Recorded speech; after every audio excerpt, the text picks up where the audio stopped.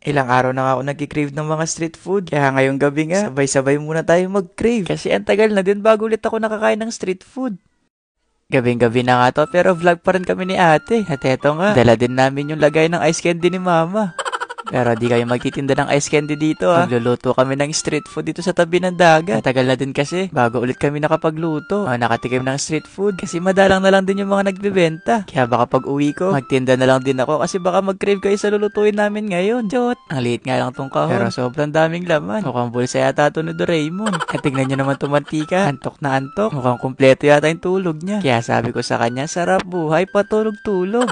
Kompleto na din lahat yung mga dala namin gamit dito. Mula sa lutuan, yung pan, basta halos nandito na. Lulutuin na lang din talaga.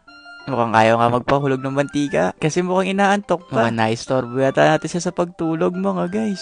Kompleto din yung mga dala ni ate dito. Na bago kami umalis kanina, sinigurado niya talagang kompleto to. Mahilig din kasi yan sa fishball. Kaya mukha na rin siyang fishball. Chot! Buti na nga lang din talaga may tubig na dito sa dagat. Kasi di na kami nahirapan humanap ng tubig. May buhangin na din dito. Kaya imbis na pamintang dog-dog yung gagamitin, etong buhangin na lang. Kasi mas maalat daw to. Chot! Unahin na din pala naming lutuin tong kwek-kwek. Kasi yung mga iba, halos pipirituhin na lang din talaga. At eto nga, mayroon na din nilagang iklog dito. Nilaga na rin namin to bago kami umalis. Para pagdating nga namin dito, mga guys, mekos-mekos na lang.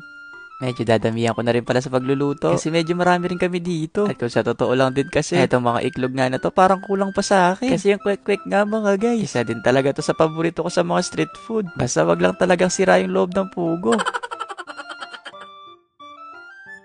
Kanya-kanya na din pala kami ng trabaho dito. Basta yung trabaho ko muna ngayon pagbablog. Sila muna daw yung magluluto para sa akin. Kasi birthday ko naman daw. Kaya deserve ko muna daw na hindi magluto. Kakain lang daw talaga. At makalipas nga ng ilang minuto mga guys, sinali na din namin itong mga kwek-kwek. At naganap na din kami dito kung ano nang isunod na ipiprito. Kailangan kasi magkakasunod. Kasi baka lumamig yung mga kwek-kwek. Masarap pa naman yung mga street food kapag mainit. Lalo na yung fishball. Yung bang mismong sa kawali ka na tumutusok. Kaso nga lang nagbo-vlog tayo ngayon. Kaya kailangan sabay-sabay tayong kakain.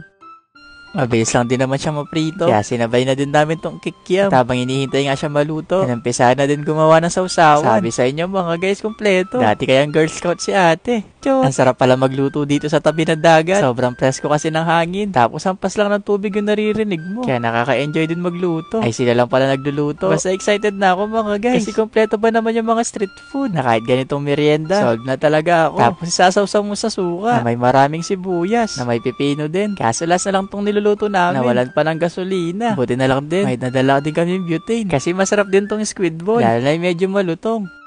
Kaya habang initay nga nating maluto yun, tapusin na natin tong ginagawa nating sausawan na may konting suka, na maraming sibuyas. At eto na nga mga guys, naluto na din yung squid ball. Nakompleto na nga yung mga street food natin dito. Kulang na lang talaga yung isaw. Pero ayos na ako dito. Kaya tara, samahan niyo muna ako magmukbang ng mga street food.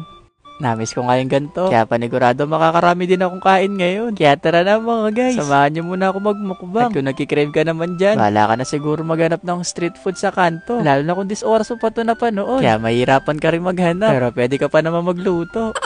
Ang sarap nga ng kwek-kwek. Malalasahan mo ng onti yung nilagay nating buhangin kanina. Ay pamintang duwag-duwag pala. Ang sarap talaga ng mga street food. Yun nga lang talaga. Kailangan madalang lang din natin to kainin. Pero nag-aaral yata ako. Halos araw-araw yata akong kumakain nito. Kaya yung mukha ko nun, mukha akong tokwa. Chot! May nadala din pala kaming powder na gulaman. Kaya sinabay na din namin to sa pagmumukbang. Sabay-sabay na din kaming kumain dito. Kasi sabi ko sa kanila, baka maubos ko lahat to. Medyo mainit pa naman. Kaya sobrang sarap din talaga. Pero sabi ko kay ate, kumain na rin siya dito. Kasi baka hindi na siya matirhan. Kabebe pa naman to kumilos. Kaya kadalasan wala na siya natitirang pagkain. Ayun lang. Bye-bye!